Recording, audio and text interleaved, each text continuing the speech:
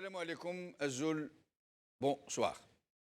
Il est toujours intéressant pour tenter de comprendre certains phénomènes et certains caractères de recourir à notre vieille sagesse du terroir. Je m'en vais donc aujourd'hui vous raconter deux petites histoires. D'abord, celle du moucheron et du palmier. Mais elle ne peut être racontée que dans sa langue originelle, le derja. Donc, je vais vous la dire بالدارجة. أسيدي قال لك واحد النهار زادت ذبيبينا زادت الحياة جديدة وراح طير الطيرة الأولى نتاعها ما تعرفش هي دارت جحيها هاك لقات روحها طارت وقد ما تطير وتطلع لفوق قد ما الشيء اللي تشوفه صغار العباد عاد يبانوا لها قد هاك الشجر الكبار بيبانوا لها صغار طايره وفرحانه ودير في لي لوبينغ والزن منا وتعقب منا ولي رازموط وكذا ومنا فرحانه طارت elle découvrait le vol c'est incroyable le vieux rêve de l'humanité elle découvrait les hauteurs قد ما تطلع قد ما الناس يبانوا لك صغار مالا جا وقت وين عيات نهجت صغيره مسكينه ذبيبينا مازال ما تعرفش تطير مليح هيا جات هابطه شافت الشجره العاليه خلاص نخله اكبر نخله تاع الغابه نخله اللي عندها 100 سنه ولا 150 سنه جات في العرف الاول تاعها الفوقاني خلاص وحطت وباقات تسترجع في انفاسها هيا من بعد كي ريحت شويه ولات توحش تطير قالت نطير قالت بصح بالعقل على النخله مسكينه لازم نساعدها مالا انا طيت لها يا النخله كتسمعي فيا ولا يا النخله جاوبتها النخله شكون لو يعيط عليا شكون لو يكلم فيا شكون قالت لي انا الدبانه اللي راني حاطه في العرف العالي تاعك قالت لها ومن بعد وراه المشكل قالت لها غير باش ننذرك برك ردي بالك احكمي روحك اني راح نطير اني راح نديكولي تحسي روحها افيون رياكسيون النخله هذيك شافت خمت بعد قالت لها نقول لك واحد الحاجه يا ذبيبينا يا وطيري ولا قعدي والله ماني سامع بيك وراكي حاطه ماني حاسه بيك وراكي مقاريه غير طيري هذه قصه ذبيبينا والنخله. Et maintenant celle du tinesnes. Le tinesnes en derja c'est le roquet. Donc mais cette histoire j'ai pu la traduire en français pour ne pas trop frustrer nos amis qui ne comprennent malheureusement pas notre derja. Un tinesnes, un roquet, se mettait à japper furieusement à chaque fois qu'un lion du voisinage traversait le village pour aller faire ses courses. Comme le lion passait son chemin sans jamais réagir, le tinesnes, le roquet, avait fini par croire que le lion avait peur de lui. Un vieil âne de ses amis qui avait observé le manège l'appela à plus de retenue, pour son propre intérêt, lui avait-il dit. Mais très imbu de sa personne, avec une grimace en coin, le tinesnes répondit ceci au sage Baudet, je le cite. « Tu ne peux pas comprendre, mon cher bourricot. C'est une affaire entre fauves, entre grands fauves. Alors laisse-nous entre fauves et laisse-moi rugir et occupe-toi de Brère. » Fin de citation. La morale des deux histoires, si je peux faire du deux en un, est une citation de Georges Clemenceau. Les cimetières sont pleins de gens qui se croyaient irremplaçables et qui tous ont été remplacés.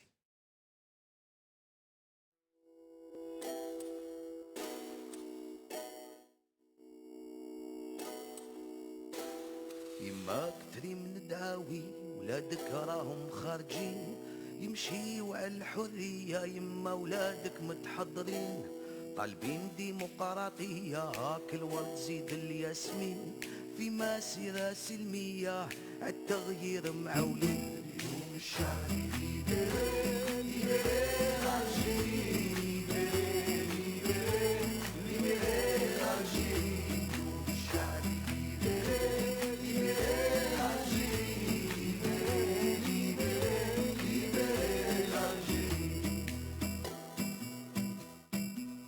والشعب يلعب عشرة والسيستم ما فهموش كل سيزو يجيبها بارا ويماركي ما تحقروش 10 سنين تدمر 10 والو مازال ما شبعتوش وبربي هاد المرة والو ناضي ما تفوتوش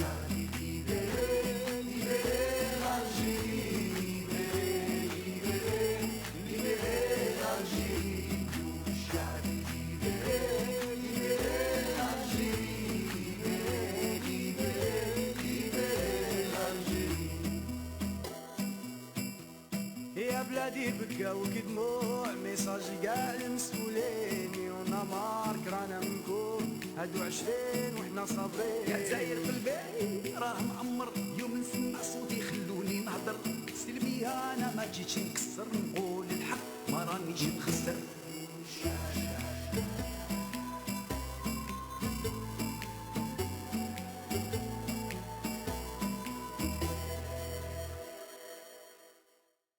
حرية فردية حرية جماعية.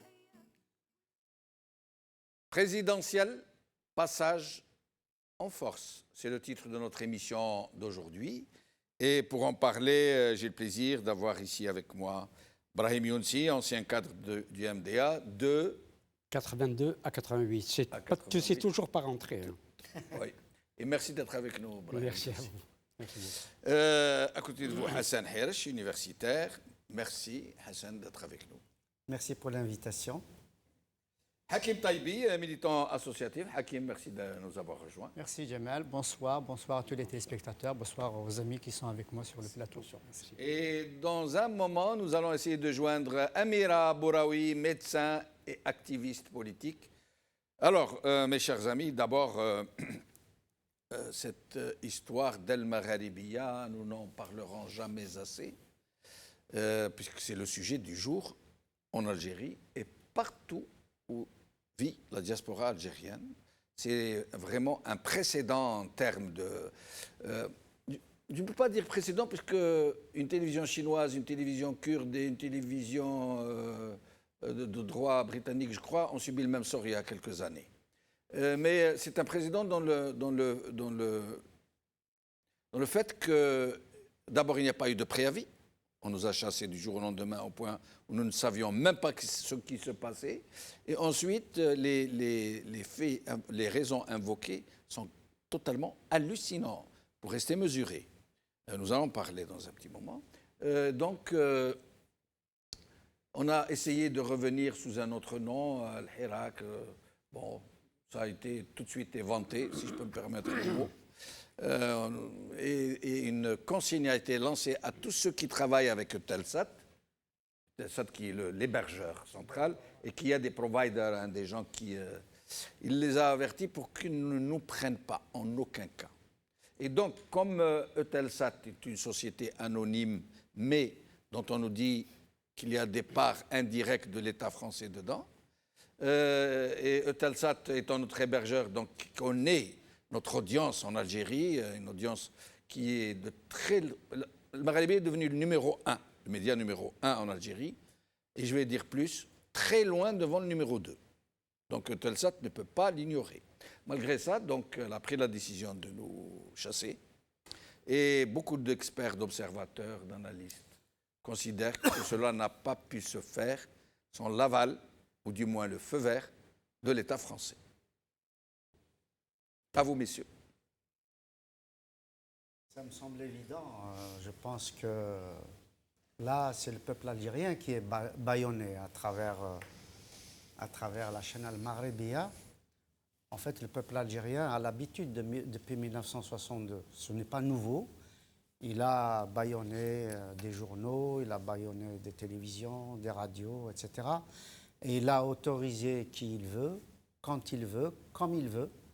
Donc, quand c'est des télévisions qui font évidemment la propagande de la Saba, elles sont les bienvenues, elles sont sur le terrain, mais pendant que les millions d'Algériens sont dans la rue, eux, ils passent des dessins animés ou ils passent des documentaires sur les animaux sauvages ou éventuellement quelques prises comme ça de manifestants d'Algériens. mais en déformant. On nous a envoyé une vidéo que nous avons passée d'ailleurs de citoyens qui avaient coincé le NTV, la télévision publique, Oui, qui étaient je l'avais venus vu, filmer les Voilà. manifestations à quelle heure? À 8 h du matin, Voilà. alors que les manifs passaient à partir. Et donc, ils les ont coincés, ils leur ont dit pourquoi vous venez filmer maintenant pour montrer les rues vides? Mais je vous Voilà. laisse poursuivre. Donc, tant qu'elles jouent le jeu, évidemment, du système, le jeu donc, du pouvoir en place, elles sont les bienvenues. Mais dès lors qu'il y a une incartade et qu'elles commencent à tout simplement porter la parole du peuple, là, elles deviennent évidemment des ennemis à abattre. On sait très bien que l'ancien Premier ministre, néanmoins prisonnier Al-Harrach, Ouyahia pour ne pas le nommer, avait déjà menacé Al-Maghribiya, avait déjà qualifié Al-Maghribiya d'ennemi, Oui. avait déjà pointé du doigt de façon évidemment sévère cette chaîne où s'expriment les partis politiques algériens de tous bords. Ça, il faut absolument le rappeler à chaque instant, de gauche, de droite, du centre, islamiste, anti-islamiste, des intellectuels, des universitaires, des responsables d'associations, encore une fois, avec des philosophies politiques totalement différentes, avec des idées politiques totalement divergentes. Et donc, ça gêne parce que tout se passe comme si les Algériens n'avaient pas le droit et n'ont pas à accéder à la parole libre, bâillonnée depuis des siècles, depuis la régence turque, passant par la colonisation française, le parti unique, avec une petite ouverture, une petite récréation en 89, et puis tout de suite, parenthèse refermée, immédiatement. Et de quelle façon elle a été refermée? Une violence institutionnelle inouïe, des milliers d'Algériens sont morts, d'autres sont blessés, d'autres ont fui leur pays. Alors, juste une petite parenthèse, Hassan. Vous venez d'évoquer la décennie rouge, celle qui a connu des centaines de milliers de morts, au moins 200 000, puisque c'est la reconnaissance de l'État, de Bouteflika lui-même. Et donc, parmi les généraux génocidaires, si je peux utiliser ce terme, du moins assassins de masse, il y avait un certain monsieur Djabbar Mhenna, qui n'était pas à l'époque général, mais qui était connu pour être, on l'appelait le liquidateur, c'était le tueur de masse par excellence. Alors, il vient juste à l'instant d'être arrêté et mis en prison, incarcéré. Mais, tenez-vous bien, pas pour crime de masse ou crime contre l'humanité, pour enrichissement illicite. Oui, même par rapport à ceux qui sont déjà en prison à Al-Harrach ou à Blida, c'est pour des raisons soit atteinte au moral des troupes. Je ne vois pas comment un Karim Tabou, un civil, un jeune militant, comment il peut atteindre le moral des troupes. Ça, il faut qu'on nous l'explique quand même. Est-ce que les troupes algériennes sont aussi vulnérables que ça? Parce que ça nous fait peur. Ah oui. Parce que nous, Algériens, on veut une armée forte. Une armée qui défende le territoire algérien au niveau extérieur, au niveau intérieur, mais forte militairement, forte au niveau des renseignements, au niveau de l'armement, mais pas forte politiquement. Et elle ne peut pas être forte militairement si elle s'occupe du politique, c'est-à-dire d'un champ, tout simplement, qui ne peut que l'affaiblir. Qui ne lui revient pas. Elle ne peut pas s'occuper non plus des affaires. Maintenant, quant à cette décennie noire, moi, personnellement, ce que je dis, il y a des généraux responsables, il n'y a pas que des généraux responsables. Oui, il n'y a aucun doute. Bien évidemment. Il y a aussi des islamistes responsables, je crois. Que, moi, je dirais plutôt qu'islamistes, je dirais des terroristes. Oui, bien sûr. Mais après, pas entre ceux qui ont pris les armes par eux-mêmes ou ceux qui ont été conduits à les prendre, etc., j'espère qu'un jour, tout cela sera éclairci et que les responsabilités... juste, Hassan, moi, parce que moi, je suis comme vous. Moi, je dis que les assassinats de masse n'ont pas été le seul fait des généraux. Il n'y a pas de doute là-dessus. Sauf que ce sont les généraux qui ont provoqué l'hécatombe en interrompant un processus électoral démocratique, et d'un, et de deux, les généraux eux-mêmes nous parlaient de bandes éparpillées dans le maquis qui étaient mangées par leurs poux, qui n'avaient aucun soutien populaire, qui étaient rejetées par tout le monde, qui avaient des armes rudimentaires. C'est la propagande Enfin, ce que déclaraient les généraux eux-mêmes. Oui. Alors, ces bandes éparses mangées par leur peau ne peuvent pas faire 200 000 morts. Oui, moi je dirais autre chose. C'est que ce sont ces généraux qui ont empêché les enquêtes internationales. Les islamistes ont exigé, les gens du fils, Ali Belhaj et Abbas Madani, ont exigé une commission indépendante de comparaître devant une justice indépendante. C'est-à-dire quand on avance, on ne peut pas mettre les gens dos à dos. On dit les choses telles qu'elles sont. Moi, je pense aux citoyens je pense que ça sera éclairci quand il y aura un système démocratique, parce que c'est celui-là qui est en marche, c'est celui-là que nous sommes en train de défendre. Nous sommes en train de nous battre justement avec le peuple algérien sur place pour que s'instaure un processus démocratique avec des fondamentaux démocratiques en termes non seulement de liberté d'expression, d'organisation, mais dans tous les domaines, c'est-à-dire séparation évidemment de la justice, du pouvoir politique, ainsi de suite. Je peux multiplier bien sûr, même si c'est pas donc là, il y aura des enquêtes, j'espère. Vérité et justice. Où des journalistes seront libres, des parlementaires seront libres. Où la justice sera libre. Voilà. Ou des responsables... Des historiens qui peuvent... Absolument. Ouais. Donc, à ce moment-là, je crois que nous pourrons ça va savoir... En attendant, le combat continue. Oui. Et ce n'est pas en cassant le thermomètre qu'on va faire baisser la fièvre. Oui. Ce n'est pas en bâillonnant à Maghrébia qu'on va bâillonner le peuple algérien ou qu'on va faire semblant que tout se passe bien.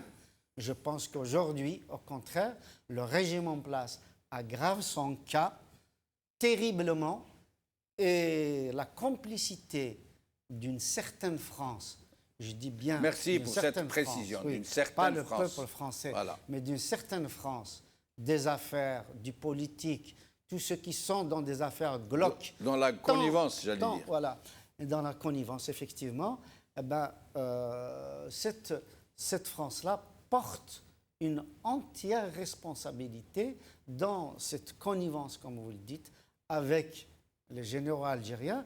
Et là aussi, pas tous les généraux algériens.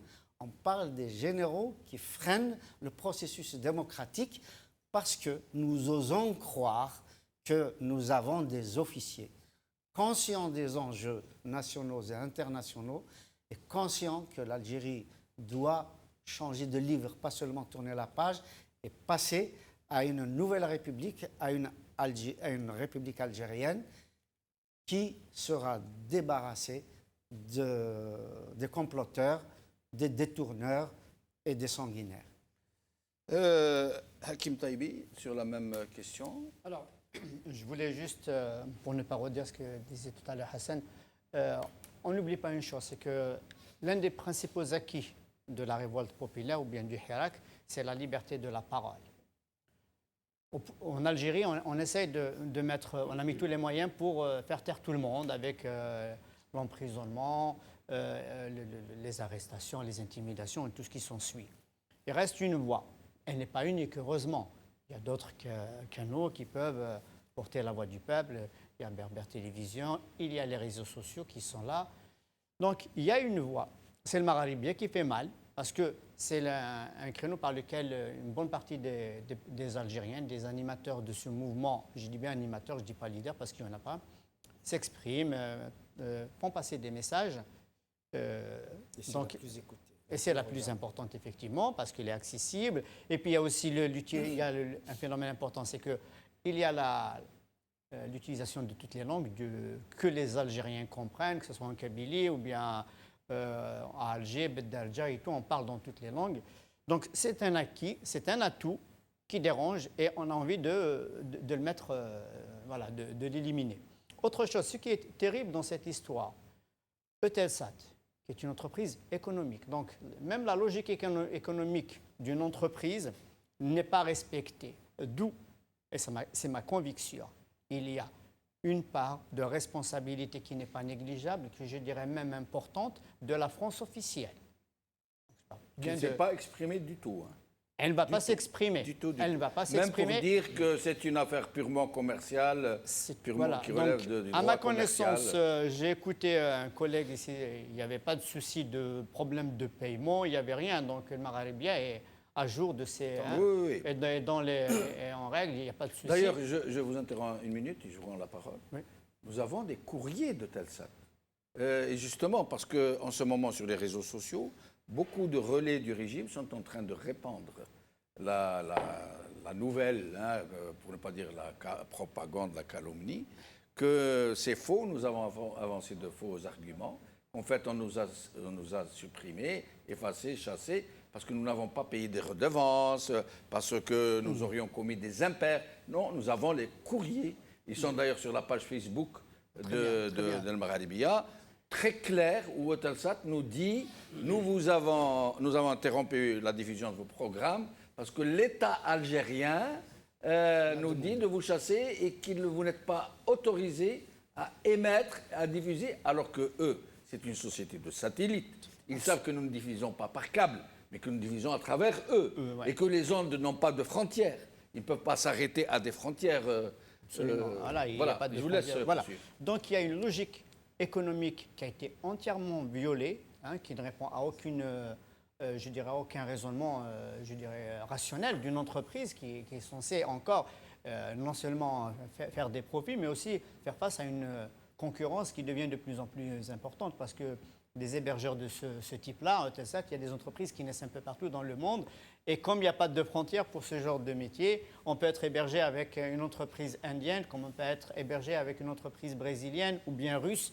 Donc, Eutelsat prend un énorme risque sur le plan purement économique et commercial, uniquement pour appliquer des injonctions du politique. Et le politique, là, à mon avis, je parle du politique, hein, vous voyez de qui je parle, c'est la France officielle.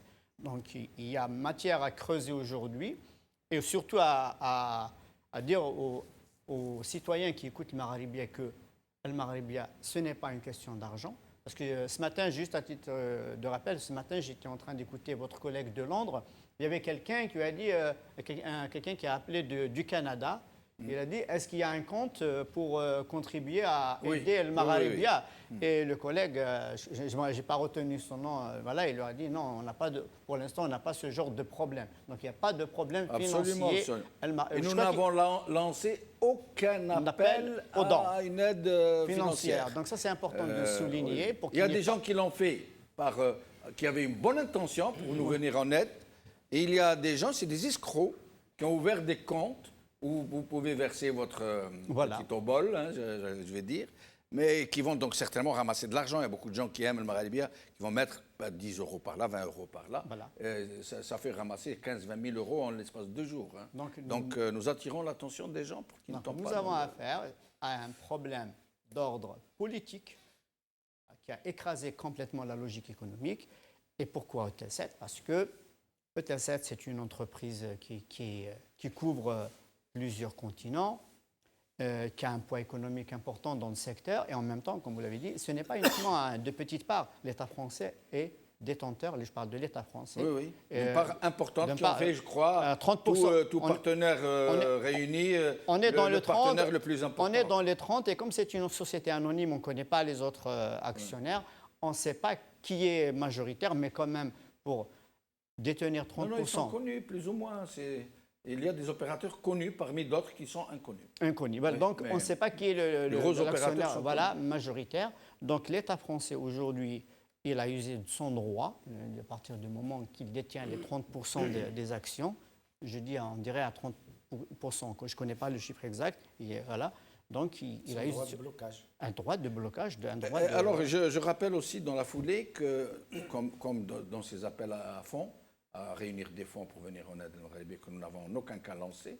Il y a aussi des chaînes de télévision qui s'annoncent, qui vont dans le même numéro de satellite à travers lequel, qui s'annoncent un peu comme notre remplaçant, comme si on était déjà mort et enterré. Ils disent non, ne pleurez pas le Maralibia, nous arrivons là sur notre cheval tout blanc, vous allez voir ce que vous allez voir et tout. Donc voilà, je tiens à dire qu'on n'a rien à voir dans tout ça. On a même appris, oui. Ça me rappelle les compagnies aériennes qui veulent prendre les places des glasures. Voilà. Ils se précipitent. Voilà, comme ça, mais on est là, ne vous inquiétez pas. Je vais juste rajouter un mot, s'il vous plaît, vraiment un mot. C'est-à-dire que cette situation n'aurait pas eu lieu si Al Maralibia diffusait vers l'Iran, par exemple. Ouais. Là, on ne l'aurait pas arrêté. Voilà. Et en fait, c'est pour empêcher des Algériens que nous sommes de parler aux Algériens. Et Je voulais juste, il faut maintenant, moi je pense que d'ailleurs il y a on y pense dans nos actions, dans nos associations respectives, à sensibiliser maintenant, pas sensibiliser, à informer le citoyen français.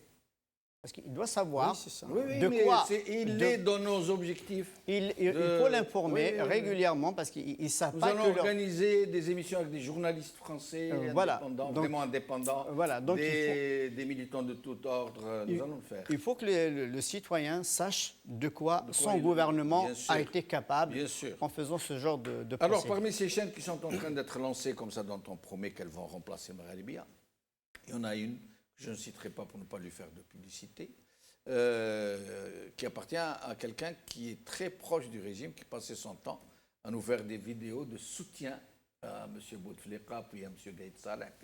Et donc, on nous apprend, je ne sais pas si c'est vrai ou pas, que c'est lui qui va lancer cette émission, cette chaîne qui est en train de faire... Alors, Brahim aussi, je vais vous laisser un moment, je vais d'abord prendre Amir Abouraoui, je sais que vous êtes trop galant pour dire non. Vous pouvez le dire. Amir Abouraoui, merci d'être avec nous. Merci à vous, bonsoir. Bonsoir Amira. Alors, donc d'abord sur cette histoire d'El Magharibiya, chassée comme une malpropre, sans préavis, sans rien, comme une souillon qu'on jette par le vide ordure.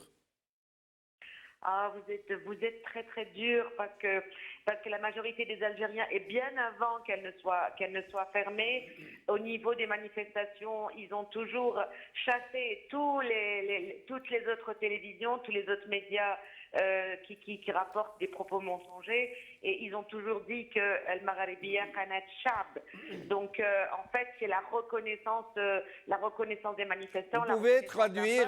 Vous pourriez traduire El Magharibiya Qanat Shab? El Magharibiya, la chaîne ou le média du peuple. Merci. Le média du peuple, voilà. Donc ça a été scandé à plusieurs reprises. Moi, j'ai le souvenir le premier jour de la Révolution, donc le 22 février, quand j'étais dans la rue avec les jeunes, c'est la majorité des jeunes des stades, il n'y avait pas encore autant de femmes, il y en avait pas mal, mais pas autant. On me reconnaissait, c'est vous qui vous exprimez fil Magharibiya, parce que vous me donnez la parole depuis la lutte contre le 4e mandat, depuis plus de 5 ans maintenant. Donc ils reconnaissent qui est sincère, qui milite depuis longtemps. Ils reconnaissent que la chaîne permet à toutes les sensibilités de s'exprimer et à une voix libre de dire ce qu'elles pensent.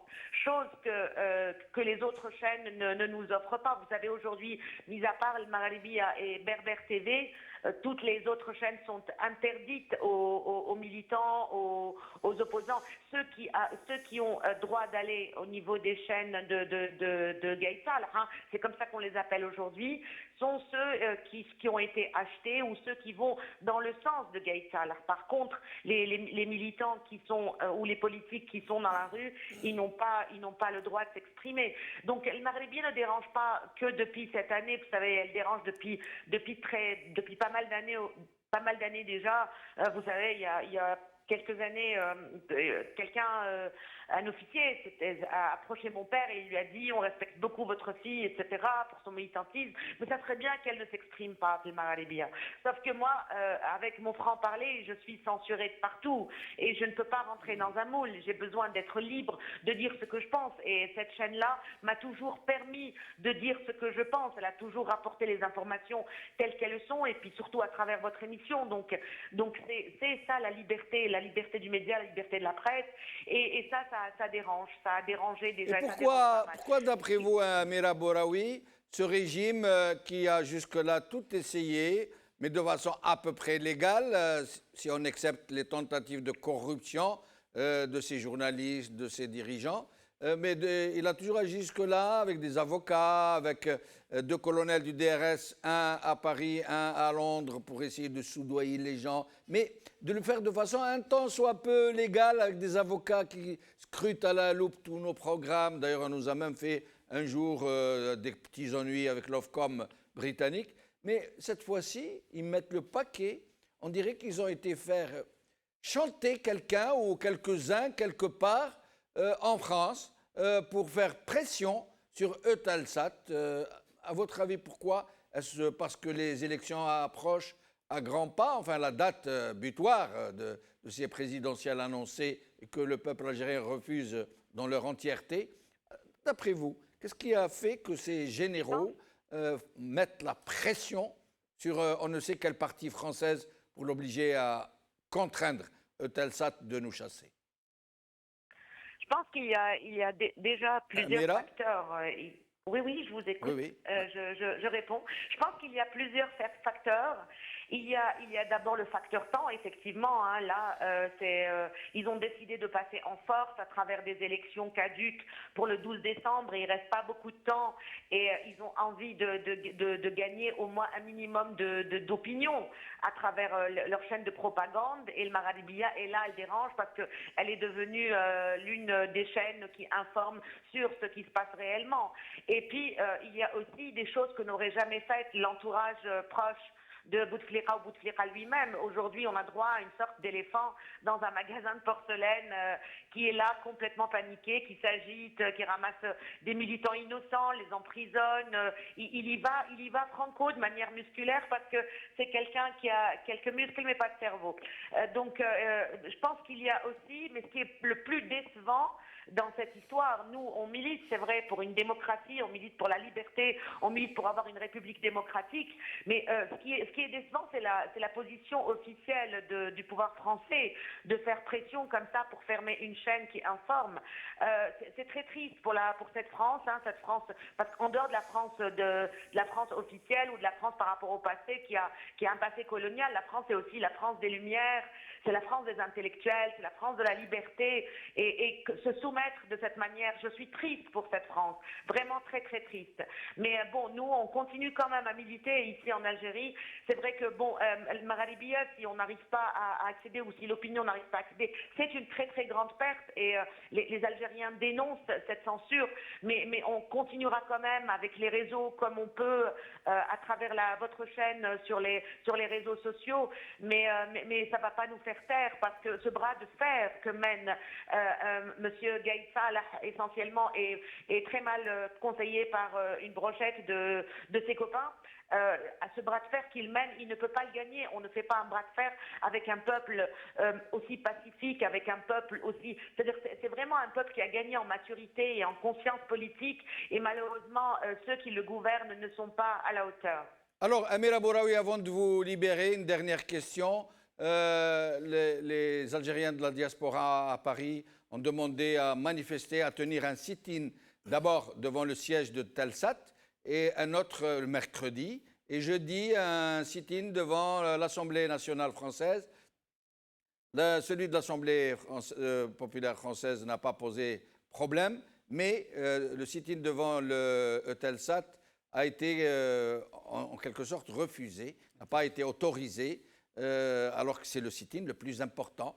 Et ils ont évoqué un motif tout à fait curieux pour des raisons de sécurité. Alors que à son 36e, c'est ça, dimanche? Oui, nous sommes au 36e dimanche. Voilà.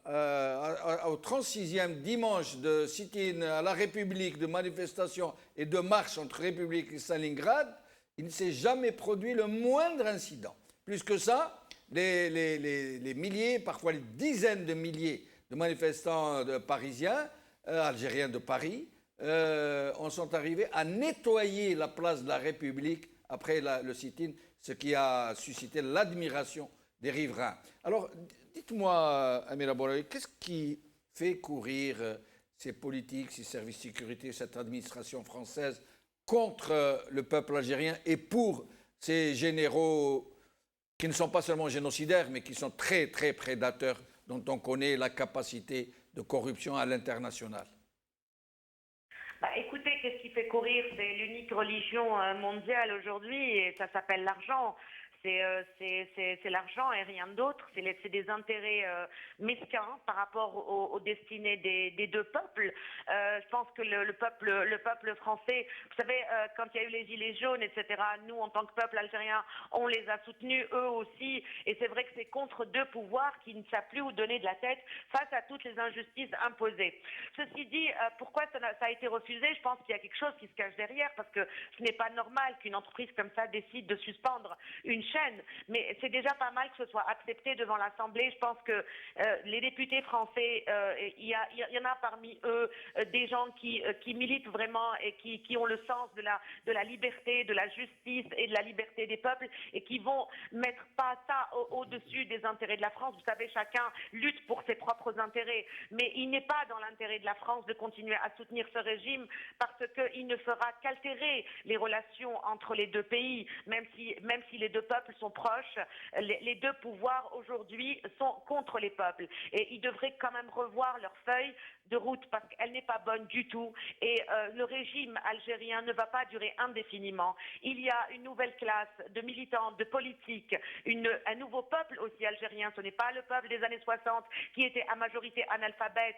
Ce sont des jeunes qui sont instruits, qui veulent l'intérêt de leur pays et qui ont envie surtout d'y rester et de ne pas venir habiter en France. Donc un peu de clairvoyance ne ferait de mal à personne.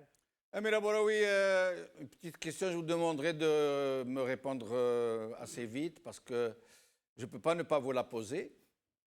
Les relais du régime que vous connaissez très bien, qui agissent sur les réseaux sociaux, accusent le Maghrébia de beaucoup de choses qui sont même contradictoires parfois. Par exemple, on nous accuse d'être des terroristes dans le même temps qu'on nous accuse d'être des laïcs. Ça dépend de qui vient le... Ou on nous accuse d'être fouloul les forces franco-sionistes. On nous accuse d'être les agents de la France contre l'Algérie révolutionnaire. Et là, en l'occurrence, c'est bizarre, mais ils ne disent rien de cette France qui protège ces généraux que tout le monde rejette. Il y a énormément de gens qui sont payés pour travailler, pour salir tout le monde. Et c'est vrai que j'ai vu ces rumeurs colportées comme quoi le Maghrébia était en même temps islamiste, zouave, berbériste, laïque, terroriste, etc. Mais vous savez, moi, tout ce type d'insultes, moi je suis tellement habituée. Moi aussi j'ai été un peu islamiste, un peu beaucoup fille d'un général, beaucoup aussi trop laïque, pas assez ceci, trop cela, etc. Mais faut pas prendre ces gens-là au sérieux, et de toute manière ils n'ont aucun poids dans l'opinion, parce que finalement quand on descend au niveau du Herat, il n'y a pas une seule mouche. Merci beaucoup Amira Bouraoui, au plaisir de vous revoir. Brahim Younsi. Alors d'abord sur cette histoire de Telsat, comment voyez-vous, vous, cette très curieuse décision de cet opérateur économique? Si vous me permettez, vous avez parlé, je crois, du bourdon et du roquet. Oui, le tennisness. Nous, on appelle le tennisness, alors le moi, roquet. je vais prendre un vers d'Archiloque. Oui. Archiloque, c'est un poète du 7e siècle avant Jésus-Christ, qui lui a parlé du renard et du hérisson. D'accord. Dans lequel il dit le hérisson, c'est beaucoup de choses, de tours. Et le renard, c'est beaucoup de tours. Et le hérisson n'en sait qu'un seul, mais fameux. Et c'est... Mais fameux. Et c'est le fait de se mettre en boucle. Ah, ça veut dire qu'il devient... Voilà. Il devient invulnérable.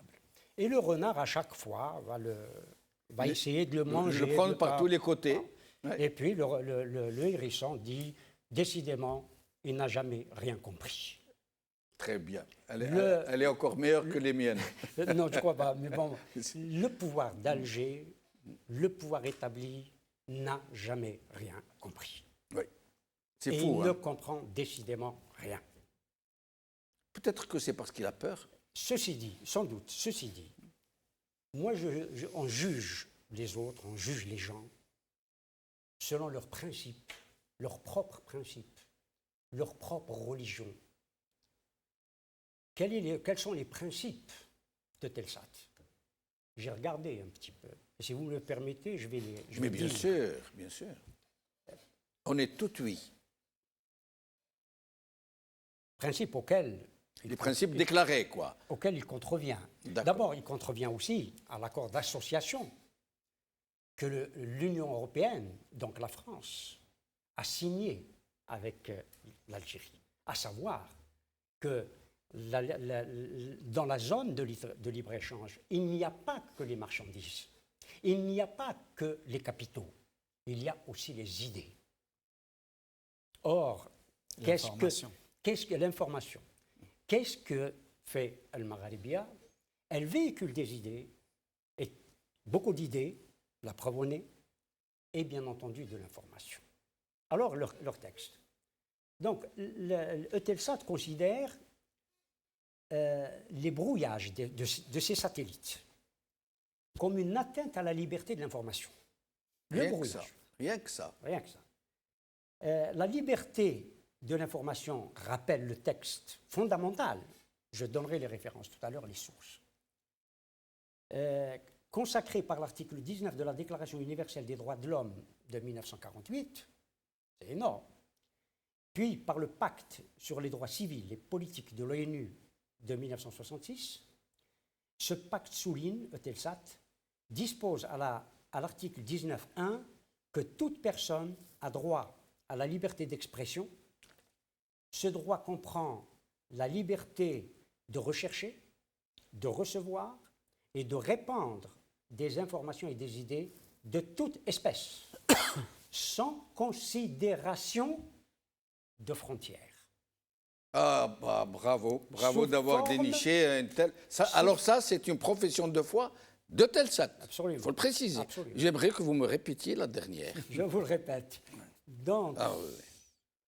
le droit comprend la liberté de rechercher, de recevoir et de répandre des informations et des idées de toute espèce sans considération de frontières, sous forme orale, écrite, imprimée ou artistique ou par tout autre moyen de son choix. La Convention continue... J'espère que Telsat, que les gens de Telsat écoutent ça. Nous allons tout à l'heure couper cet extrait de vous en train de parler, de citer leur propre profession de foi, et nous allons le leur envoyer. Je vous le promets. Je vous laisse poursuivre. Eutelsat continue dans son texte. La Convention européenne de sauvegarde des droits de l'homme, dans son article 10, et la Charte des droits fondamentaux de l'Union européenne, qui a valeur de traité européen. C'est d'une importance capitale. Le traité, c'est au-dessus de toutes les constitutions nationales. D'accord. De traité européen ajoute que la liberté d'information ne doit pas être restreinte par l'ingérence, écoutez bien, Oui. par l'ingérence des autorités publiques. Alors là aussi, je vais vous demander de le redire. Donc, ce texte qui a valeur de traité européen ajoute que la liberté d'information ne doit pas être restreinte par l'ingérence des autorités publiques. C'est incroyable. Ça veut dire qu'ils n'ont pas violé seulement des principes généraux, ils n'ont pas violé la loi, ils ont violé leurs propres convictions, enfin du moins celles qu'ils affichent sur leurs statuts généraux. J'ai commencé par là. C'est incroyable. Je vous remercie, Brahim aussi. C'est Ainsi, vraiment ainsi, fort de café, c'est là. C'est pas fini. Allez-y, Ainsi, réjouissez-nous. Ainsi, poursuit le texte de Telsat, la Charte des droits fondamentaux de l'Union européenne dispose à l'article 11 que toute personne a droit à la liberté d'expression. Ce droit comprend la liberté d'opinion et la liberté de recevoir ou de communiquer des informations ou des idées sans qu'il puisse y avoir, encore une fois, d'ingérence d'autorités publiques et sans considération de frontières. Et puis, il faut remarquer, pour l'exemple, que les chaînes qui ont subi, il y a des chaînes qui ont subi, des chaînes diffusées par Eutelsat, qui ont subi le plus de brouillage, sont des chaînes internationales d'information comme la BBC, Voice of America, Al Jazeera et d'autres encore. Vous savez, Max Weber appelle ça le paradoxe des conséquences. Le paradoxe des conséquences, c'est que, ça vient de Saint Paul, je veux le bien mais je fais du mal, je fais du mal mais je veux le bien. Oui. Voilà le paradoxe des conséquences. C'est-à-dire ils édictent des principes, mais ils les violent. Des principes de pure forme. Voilà. Mais c'est incroyable là, ce que vous nous apprenez là. nous allons exploiter ce que vous venez de nous dire de façon j'espère. optimale. Je donne Nous allons quand même la publier, source. les Je les donne donner quand aux même la source. manifestants, les envoyer aux journaux. Je Vraiment, donne quand même la source. c'est incroyable. C'est dans le rapport de gestion du conseil d'administration sur les comptes consolidés sociaux de l'exercice clos, c'est-à-dire c'est très récent, le 30 juin 2019, le 30 juin 2019, paragraphe 10.6, autres actions engagées en faveur des droits de l'homme, titre 10.6.1, les brouillages, une atteinte à la liberté de l'information. Page 119-120. Très bien, vous allez nous laisser tout ça tout à l'heure. On va s'en occuper. Ah bon? Et on va s'en occuper comme il faut. Alors, ce que je voulais vous demander maintenant, c'est cette fameuse demande d'autorisation. D'ailleurs, je vais commencer par vous, puisque vous faites partie des organisateurs des lanceurs, des lanceurs d'appel au sit-in. Expliquez-nous, je vous laisse. Alors, concernant le premier rassemblement qui a été autorisé, c'est pour le jeudi 24 à 15h devant l'Assemblée nationale. Celui-là a été autorisé sans aucune difficulté. Il est initié par le PAD, le Pacte de l'alternance démocratique, qui regroupe plusieurs partis, des associations comme Riposte Internationale, comme PALACDA. Le collectif de libéraux d'Algérie qui participe à l'organisation des rassemblements de dimanche. Il vaut mieux ne pas en citer ou alors citer-les toutes. Alors, je ne les ai pas tous en Donc il vaut mieux ne pas citer donc pour qu'il n'y ait pas de Oui, discrimination. bien évidemment, ils sont plusieurs. Donc il y a un appel qui a été lancé il y a quelques jours et il a été accepté pour un rassemblement Devant l'Assemblée nationale. Jeudi. Voilà. À quelle heure? À 15h. À 15h. À 15h. Ce jeudi-là, ça veut dire après-demain. Voilà, le 24. Non, le jour d'après. Juste après. Le surlendemain. Voilà, donc c'est un appel qui est bien, il faut le préciser, est destiné aux élus qui sont les représentants du peuple. D'accord. Et ce n'est pas du tout l'État français qui est sollicité, loin de là. C'est pour alerter les représentants du peuple français sur les dérives, en quelque sorte. On en a un aujourd'hui sur la table, c'est celui de Telsat et de l'injonction qui est, à mon avis, à mon sens, qui est plus que certaine des autorités officielles, parce qu'une entreprise économique ne peut pas se permettre de telles dérives dans un contexte concurrentiel de plus en plus difficile pour ce genre de métier, parce que les lanceurs de satellites aujourd'hui, il y en a de plus en plus dans le monde, y compris dans des pays qui, il y a 10 ans, étaient considérés comme des sous-développés. Bien, donc il y a cet appel. Maintenant, pour l'appel qui est, refusé, celui devant Eutelsat. Mercredi. Devant le siège de Telsat. Ça a été initié par apparemment des collègues journalistes, et des militants associatifs. Celui-là, vous me dites, qui n'a pas été accepté, je ne suis pas sûr. Ça veut dire, je vais vous apporter une précision qui m'a été donnée tout à l'heure. Ce n'est pas qu'il a été refusé. On leur a dit d'accord, mais pas devant le siège de Telsat. Et ils les ont envoyés dans un endroit qui ne veut rien dire. Complètement confiné, où il ne sert à rien de manifester. Ça veut dire vraiment, c'est l'été noir en action. Voilà. Ça veut dire que c'est une façon de dire non tout en disant oui. Voilà, donc ils ont l'habitude de faire ce genre de pratique. Et les organisateurs ont refusé. Ils ont dit, malgré votre réponse, nous allons tenir ce sit-in parce que nous considérons que votre décision est arbitraire, abusive et que les raisons invoquées sont fausses puisqu'il n'y a jamais eu de problème de sécurité dans nos marches. 36 sit-in. 36. Il y a eu plusieurs initiatives. Il n'y a pas que le dimanche. Il y a eu des rassemblements, plusieurs qui ont été organisés devant l'ambassade d'Algérie ici à Paris. Il n'y a jamais eu d'incident.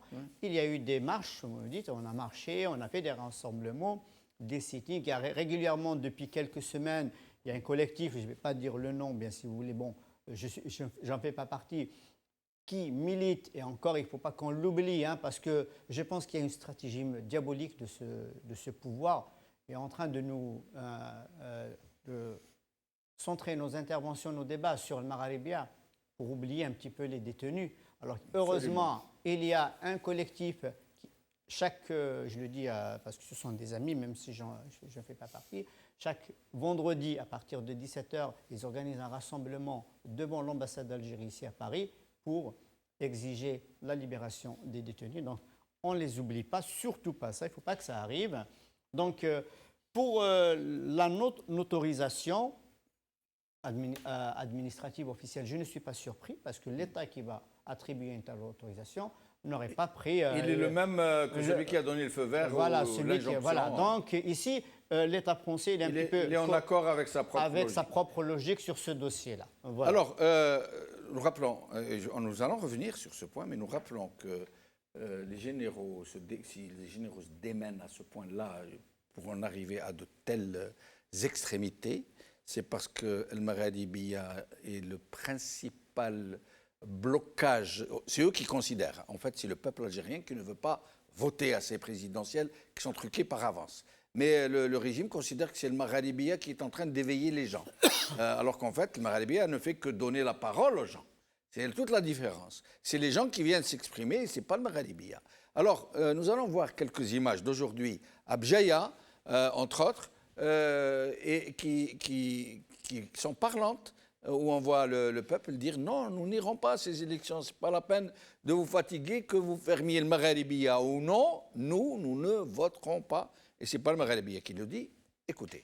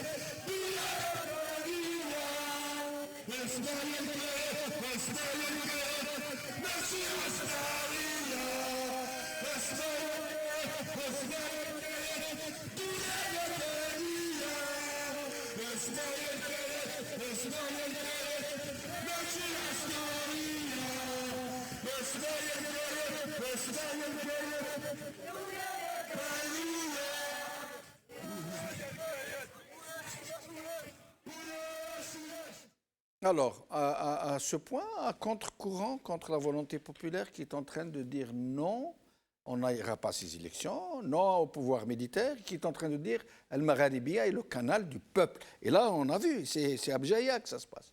Oui, pardon. Si je peux me permettre. Après, on revient à Hassan parce que c'est son tour de parler. D'accord. Mais, si je peux me permettre, vous avez dit que c'est le blocage des élections, c'est le reproche qu'ils font à... Moi, je crois que c'est bien autre chose. C'est bien autre chose. D'accord. Je crois qu'il est reproché à cette chaîne d'avoir fait la cohésion nationale.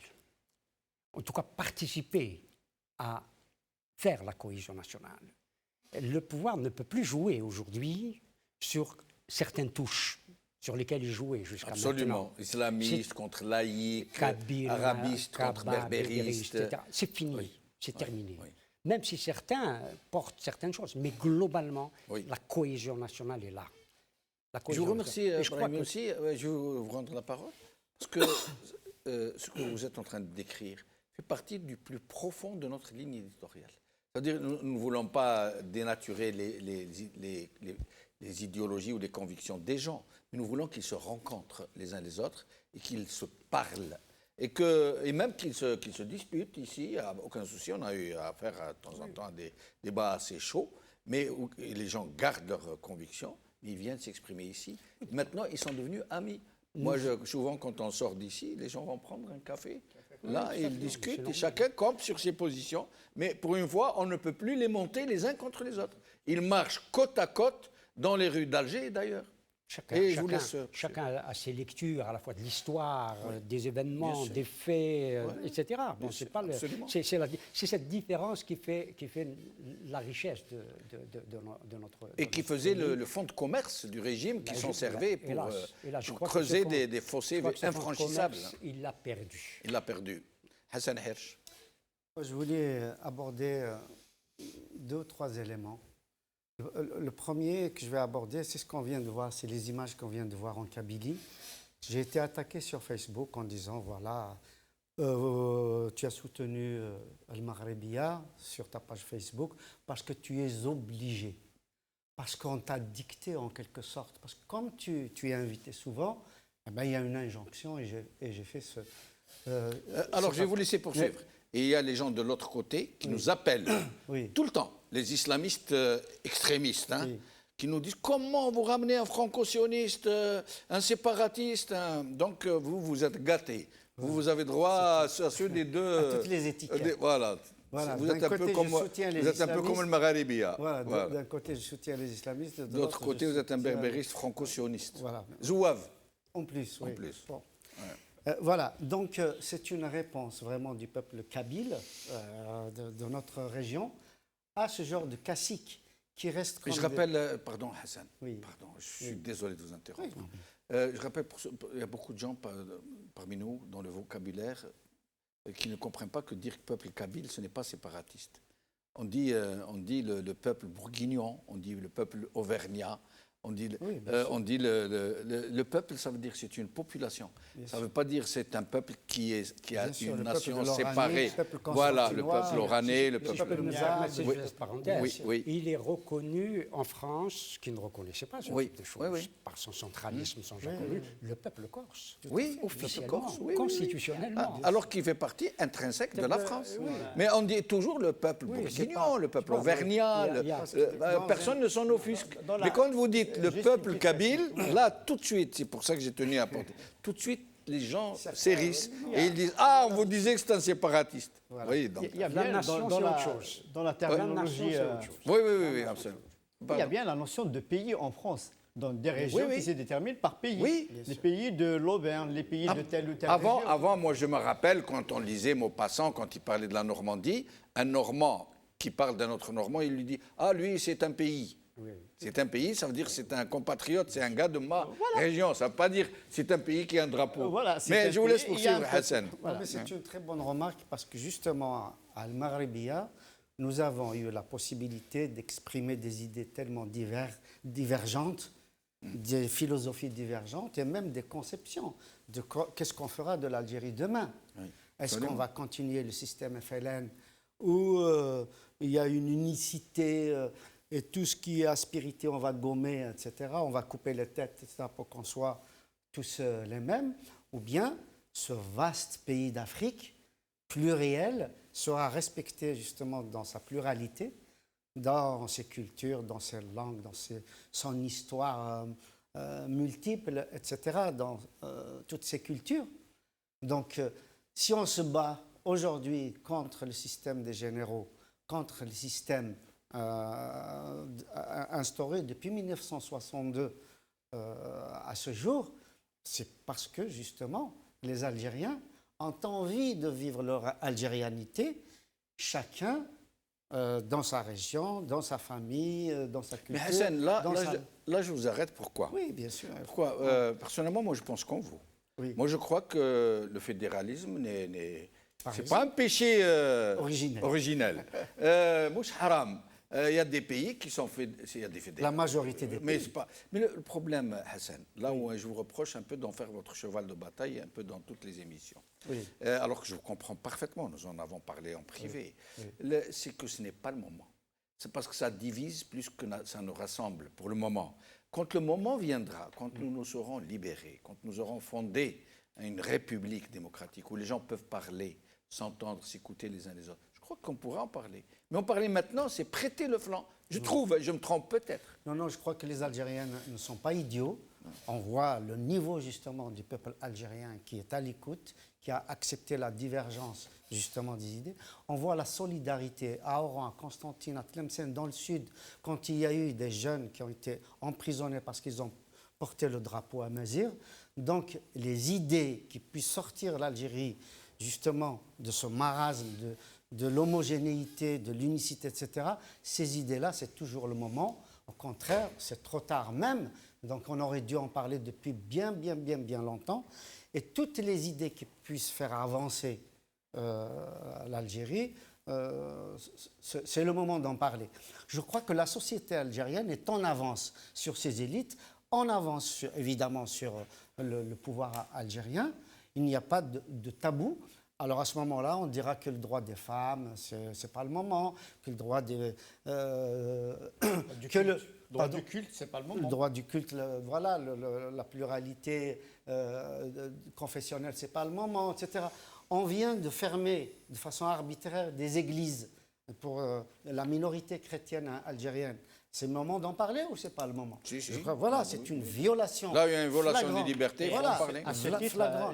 Donc, juste pour qu'est-ce que nous information, voulons de l'Algérie de demain pour qu'elle respecte tous ses enfants, pour qu'elle soit une véritable république qui mérite ce sens-là, une république où tous les enfants de cette Algérie, de ce vaste pays, le plus vaste d'Afrique, puissent trouver leur compte.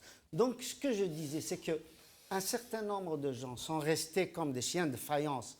Ils sont encore en train de réfléchir avec les éléments politiques d'il y a 30 ans et qui les ressortent aujourd'hui pour justement disqualifier la parole de ceux qui soutiennent Al-Maghrebia, parce que c'est une chaîne non seulement qui a été plébiscitée par le peuple algérien, mais tout simplement parce que c'est une chaîne d'abord qui a subi une violation flagrante du droit à l'expression, non seulement par rapport à ce qui vient d'être dit par notre ami Brahim Younsi, à savoir qu'il a repris les textes même fondamentaux de Telsat qui a bloqué cette chaîne, mais aussi, rappelons-le, de notre Constitution, de la Constitution dont se prévaut le général Gaïd Salah, dont se prévaut le pouvoir en place, à savoir que cette Constitution, même avec tous ses défauts, nous savons qu'elle a été évidemment faite dans une manigance pas possible, néanmoins elle garantit la liberté de réunion, d'expression, d'information, de diffusion de l'information, etc. Et tous ces droits sont violés quotidiennement par une partie de l'état-major qui, aujourd'hui, empêche les Algériens de se prononcer à la fois sur des élections factices qu'on veut nous imposer le 12 décembre et à la fois aussi sur le projet Algérie. Alors, je vais aborder 3 sujets très vite. D'abord, chien de faïence. Je ne suis pas maître d'école, hein, mais comme je sais que les niveaux en français dans notre pays ne sont pas français, nous ne sommes pas tous francophones, et beaucoup de gens aiment cette émission, même s'ils ne comprennent pas très bien le français, parce qu'ils en saisissent le sens profond, pourraient comprendre, ils sont comme des chiens de faïence. Je rappelle que l'expression « se regarder en chien de faïence » n'a rien de péjoratif ni d'insultant. Ça veut dire c'est se regarder, camper sur ses positions, ne pas changer. Rester là à regarder l'autre et rester sur position, ne rien. C'est ça, un chien de faïence ne bouge pas. Voilà, c'est tout. Alors, je voulais dire aussi que Le Monde d'aujourd'hui a dans sa une, je vous dis que le titre, Algérie, l'armée veut passer en force. Oui, mais je voulais juste rajouter une phrase là, juste avant qu'on aborde. J'aurai un troisième sujet vraiment, aussi. Vraiment très rapide parce qu'on l'a abordé. Par rapport aux autorités françaises, je pense que Emmanuel Macron s'est rendu à Alger. Il a pris un certain nombre, je veux dire, de positions extrêmement courageuses. Comme sur le colonialisme. Il a dénoncé le système colonial. Absolument, absolument. Or, le système... Il a refusé de marcher pour un 5e mandat jusqu'à un certain moment. Or, le système colonial, c'est quoi? C'est des méthodes coercitives. C'est des méthodes, justement, d'exclusion du peuple, de la majorité. Oui, mais la politique a ses raisons. C'est de bâillonner le peuple. Or, aujourd'hui, je suis désolé, une partie de la France, et on voudrait bien savoir quelle est la position d'Emmanuel Macron, une partie des dirigeants français sont en train de reprendre les méthodes coloniales. Absolument. Et c'est les méthodes, premier collège, deuxième collège. Et nous, évidemment, deuxième collège algérien, on n'a pas le droit à la parole libre. Et je rappelle que cette France-là, qui avait mis le boisseau sur l'enquête sur l'assassinat de Ali Messili en Et 1987. pas seulement. Voilà. Ali Messili J'ai dit Erbemou, entre autres. J'ai dit pas entre seulement. autres. Oui, oui. Mais cette affaire d'État, cet assassinat. Elle a même des embarqué à services Mello, algériens. elle a même embarqué l'assassin Absolument. pour l'extirper de France Voilà. et l'envoyer où il est Donc, aujourd'hui, en Algérie, voilà. pépère dans Elle une a villa. bâillonné la Il a justice. voulu même se présenter aux À élections. l'époque, Oui, elle a- oui, effectivement. à l'époque, cette France a bâillonné la justice. Aujourd'hui, elle bâillonne l'information, comme vous l'avez souligné. Alors, avant de vous donner la parole, je rappelle que nous parlions tout à l'heure des chaînes qui étaient dans l'obéissance, j'allais dire, dans la servilité, hein, en Algérie. Vous savez combien il y a de chaînes de télé de droit international, hein, allemand, français, anglais, espagnol, koweïtien. Vous savez combien il y en a à peu près? Vous avez une idée? Une cinquantaine, Une quarantaine. une quarantaine. Parmi les 40, il y en a 4 seulement qui ont une autorisation, mais pas une autorisation d'émettre, diffuser. Ils ont le droit d'avoir un bureau. Un bureau de télévision, normalement, c'est 6-7 personnes. Ce sont des bureaux qui ont des centaines d'employés, qui émettent, qui diffusent.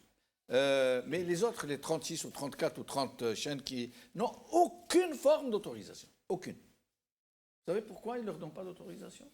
Qu'est-ce que tu veux? Tu veux émettre? Tu peux émettre. Tu veux avoir de la pub? Tu peux avoir de la pub. Tu veux déclarer tes employés à la caisse de sécurité sociale? Pas de problème. Mais je ne te donne pas d'autorisation, mais je te laisse émettre. C'est moi qui te dis, tu peux émettre. Pourquoi? Pour leur laisser. La seule marche possible, c'est celle de l'autocensure. Tu te censures, tu fais ce qu'on te dit, c'est bon. On te donne de la pub, on te fait tout ce que... Si tu sors des cordes, on te ferme. En fait, ils organisent l'obsolescence de la chaîne. Donc, absolument. Et qu'est-ce qu'ils ont fait pour 2 chaînes, Al-Watan et Atlas TV, qui sont sorties un tout petit peu du cadre? Non, l'une des deux, je ne sais plus laquelle, a lancé une émission un peu comique. Un peu. Qu'est-ce qu'ils ont fait? Ils les ont fermés. Et quand l'un des deux est allé se plaindre en justice, il a dit au juge, on m'a fermé, on a mis les scellés et on a volé mon matériel. Il n'y a plus de matériel, ils l'ont pris. Moi, il lui a dit, ah bon, pourquoi qui toi? Il lui a dit, moi je suis le directeur de telle télévision. Ah, on ne connaît pas, nous. Ah, tu exerçais illégalement, on va te mettre en prison. C'est une histoire vraie. Hein, que je vous raconte. Le Donc, sauveur, après qu'il ça se devient passe bourreau. comme ça, en absurdistan. Ça se passe comme ça. Et celui qui veut pas, il y a le mur, comme on dit en arabe derja, tu tapes la tête contre les murs. Alors, je voulais juste dire, comme quoi toutes les décisions qui sont prises là-bas, toutes les actions initiées par la junte au pouvoir, enchaînent des réactions ici. Et à titre d'information, je ne suis pas du tout impliqué, loin de là.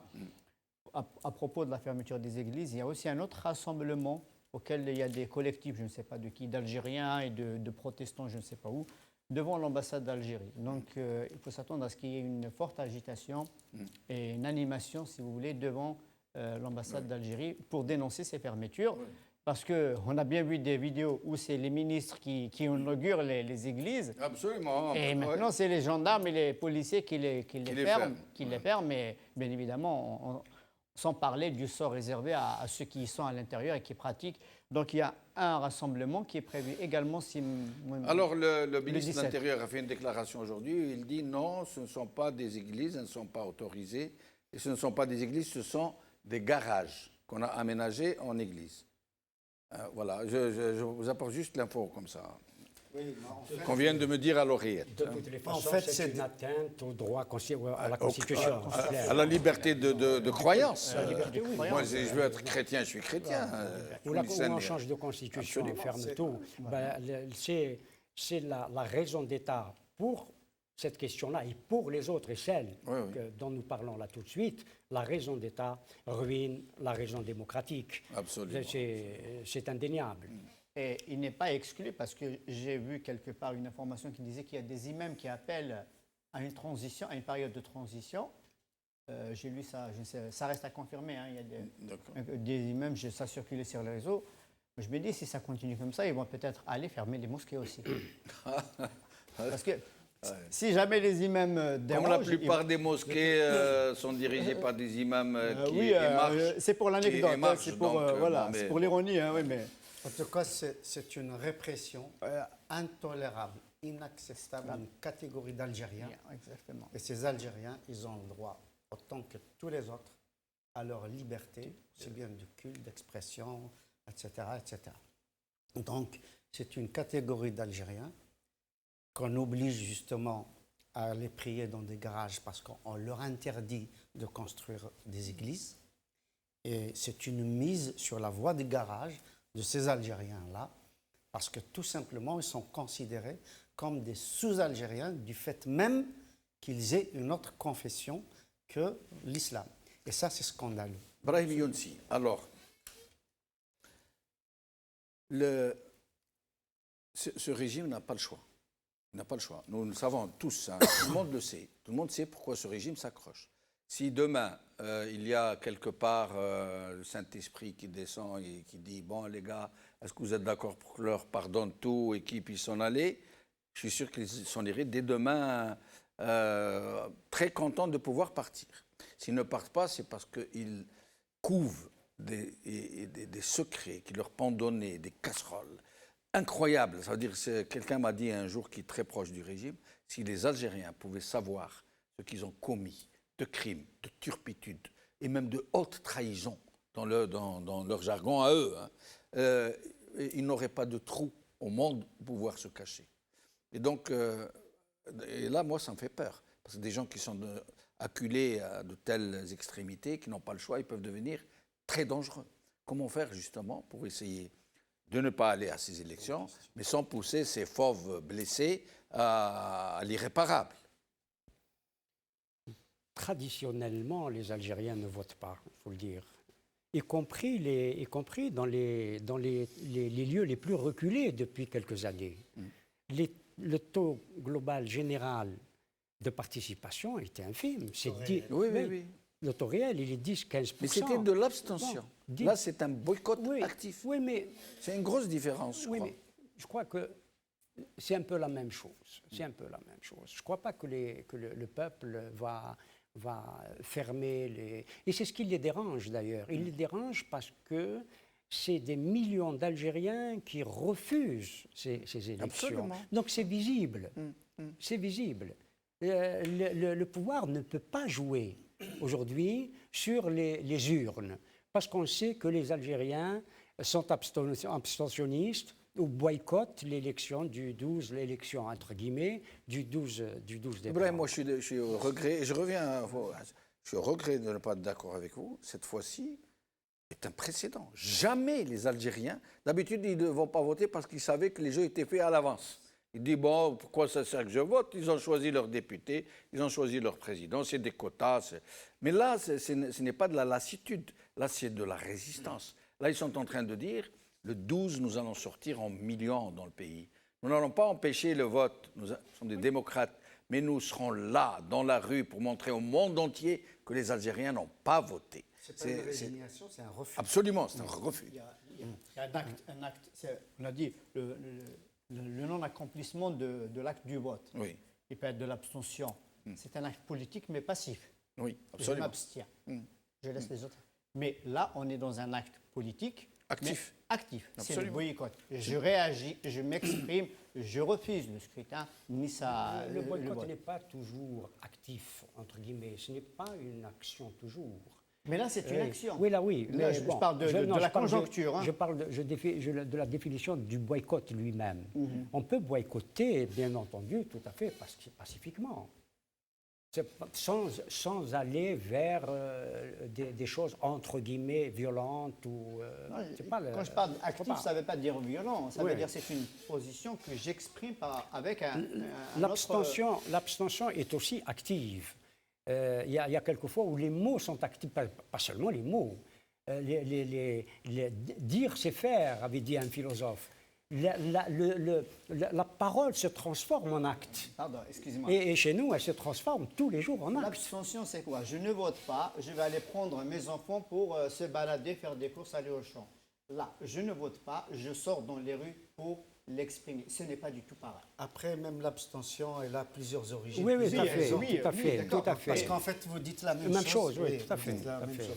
tout à fait. Par contre, pour aller dans le sens de votre question, M. Benchenouf, moi je pense que aussi bien une certaine France qu'une certaine Algérie, ceux qui dirigent d'un côté et de l'autre, la question qui doit se poser, qui se pose, c'est pourquoi ils ne veulent pas de la démocratie en Algérie. Parce que toutes ces actions, que ce soit celle de Telsat, que ce soit d'imposer des élections du 12 alors que le peuple algérien n'en veut pas. Tout ça a un objectif commun, c'est d'empêcher l'irruption d'une démocratie radicale dans notre pays, d'une vraie démocratie soutenue par tout un peuple, par 40 millions d'habitants. On le voit combien de millions d'adultes et même de jeunes, de mineurs qui défilent justement pour une nouvelle Algérie. Parce que tout simplement, une démocratie en Algérie, elle mettrait à nu non seulement les dossiers dont vous parlez en Algérie, mais les dossiers ici en France, en Europe, aux États-Unis. Qui me dit aujourd'hui qu'il n'y a pas d'oligarques algériens qui ont des actions dans Eutelsat? Oui, c'est une société anonyme. Oui. On a vu comment des oligarques ont eu des affaires un peu partout, des affaires dans des îles britanniques et tout ça, dans le truc offshore, dans les banques, dans l'immobilier, etc. Je ne vois pas pourquoi ils n'auraient pas d'action dans les satellites, dans les diffuseurs, etc.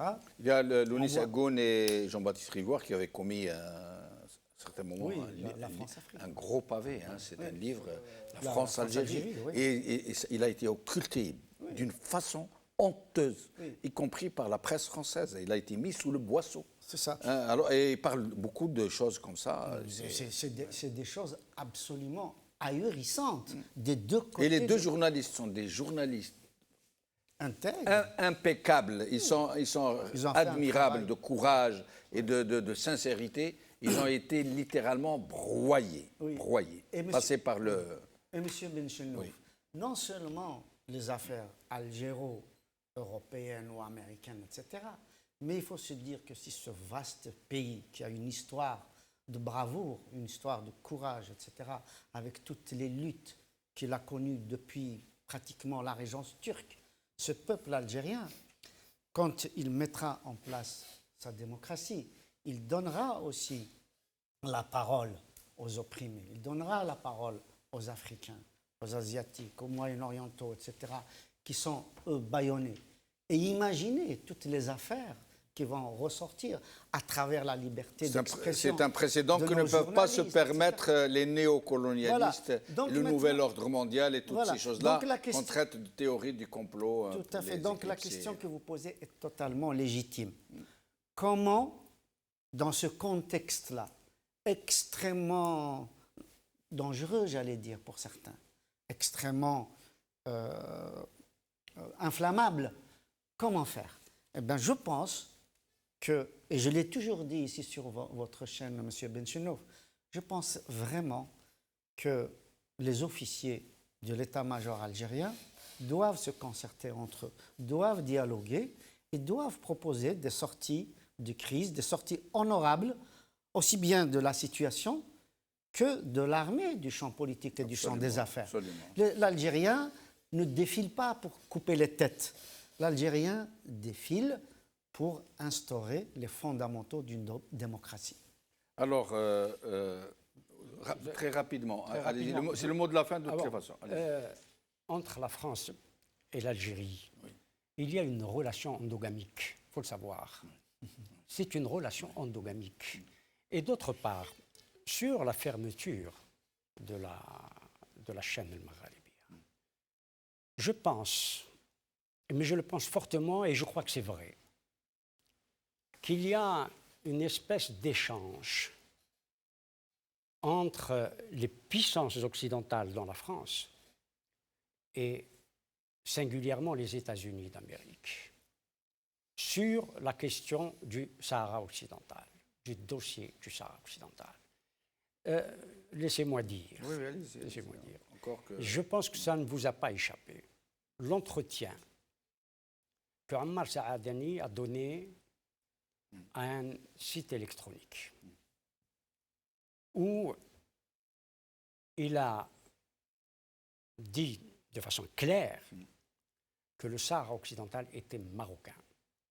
Oui, mais Brahim Younsi, moi, vous savez, Attendez. moi, je n'aimerais pas que vous traitiez ça. Pourquoi? Ouais. Pourquoi? C'est un sujet éminemment polémique Non, non, entre, non, non, nous entre ne le sommes peuple pas. algérien Oui. et le peuple marocain. Non, ne sont ça, pas. ça veut dire que même si ce que vous dites a un quelconque fondement dans le sujet qui nous nous ne sommes intéresse pas en aujourd'hui, train de traiter- ça ne peut qu'être négatif dans le sens où ça nous met en porte-à-faux. Non, non, avec non, non, non, moi attendez. je préfère que nous ne parlions pas de Attendez, ce sujet. je vais vous Très expliquer. franchement. Non, non, ça Voilà. participe. Voilà. Mais allez-y, Oui, allez-y, oui, ça allez-y. participe Ouais. des relations entre l'Algérie et les puissances occidentales. Oui, mais c'est Cela ne très, veut pas dire. c'est très Attendez. accessoire. Non, non. Ça, c'est pas en ce accessoire. moment, C'est dans pas accessoire. les enjeux Ce- actuels non. qui concernent Ce n'est pas- les élections en Algérie, Si, le problème de... Ouais. Mais enfin, Non, allez-y, non, non. je vous en prie. Dommage. hein, Ça c'est- non, non, ça participe. Non, non, ça participe. Dans les négociations, dans les échanges que cela. Vous croyez et ça que se ce produit. sujet de Saadani est aussi central que ça dans... Non, c'est pas Saadani, c'est la question qui est sensible.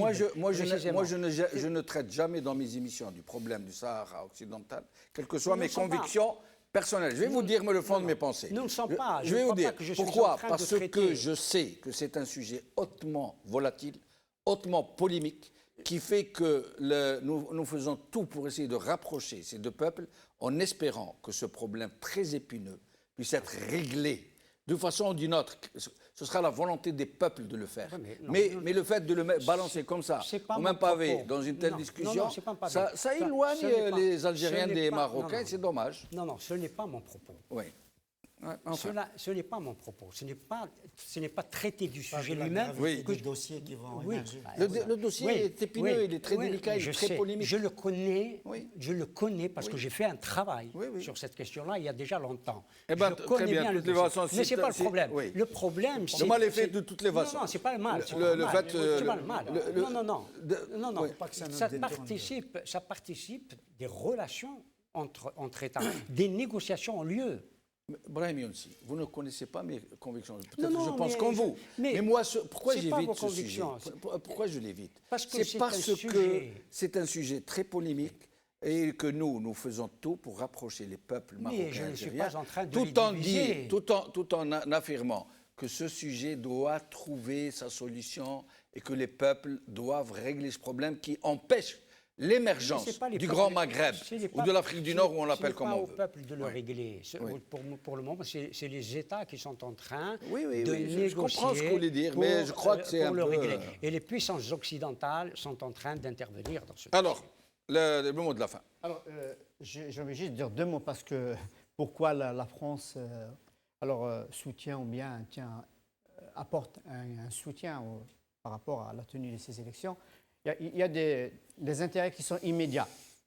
On n'oublie pas que la France profite d'une certaine, je dirais, collaboration de l'Algérie sur un aspect sécuritaire immédiat qui concerne, donc tout le monde le dit, tout le monde le salue, les services algériens coopèrent magnifiquement bien avec les services français en ce qui concerne les histoires du terrorisme au niveau de l'Afrique subsaharienne. Donc, si jamais il y a un changement, tout ça va changer. Ça, c'est d'une part. Par contre, ce qui est important, ce qui inquiète, je dirais, la position, les politiques français, qui sont eux aussi, ils ont des accointances avec les oligarques français, avec les multinationales françaises, c'est que la révolution, le changement en Algérie va donner lieu de façon inexorable à une nouvelle diplomatie. Et ça, la France l'a retenu. Et également, elle va donner naissance à une nouvelle doctrine algérienne de la coopération économique internationale. On ne va plus mettre, je m'arrête là, on ne va plus mettre en avant les intérêts des oligarques, des privés, des particuliers, mais on va mettre en avant les intérêts Bien compris. de l'État, des peuples et des pays, et non pas de personnes ni d'oligarques. Hakim Taibi, merci. Amira Bouraoui, merci. Hassan Hirsch, merci. Brahim Younsi, merci. Merci à vous, chers amis, d'avoir suivi cette émission. Je voulais dire quelque chose Et ce n'est pas être maladroit que de le dire, mais c'est l'avis de tout le monde. C'est un secret de polichinelle que tous les pays du Maghreb sont un peu la chasse gardée de l'ancienne tutelle coloniale. On n'invente rien en le disant comme ça. Sauf qu'on aurait voulu aller vers mieux et pas vers pire, que cet étau, cette étreinte se desserre plutôt qu'elle ne se resserre, et que vienne l'heure de la délivrance et de la dignité pour des peuples entiers qui sont en train de se battre pour accéder à la liberté d'être ce qu'ils veulent être. Et je ne vous laisserai pas partir, mes chers amis, avant de vous rappeler ce que je rappelle à la fin de chacune de mes émissions, que nous ne pourrons régler cette question de la mafiocratie qui a fait main basse sur le pays que si nous continuons dans cette magnifique, merveilleuse, fabuleuse qualité qui distingue la révolution algérienne du 22 février et qui est Selmiya, le pacifisme allié à l'unité. Nous ne laisserons ni nous plonger dans la violence, ni nous diviser. Nous sommes ensemble et nous le ferons avec pacifisme jusqu'à ce que vienne l'heure de la délivrance et de la liberté. Au revoir. Jamal, Oui. mon Très vite. dernier mot, oui, Oui. vraiment deux mots. Je voudrais exprimer toute ma solidarité à Kamal Daoud, qui est en train d'être diffamé par certains doubabs du régime, et qu'il trouve ici vraiment l'expression de toute notre solidarité. Merci Hassan Herish. Au plaisir.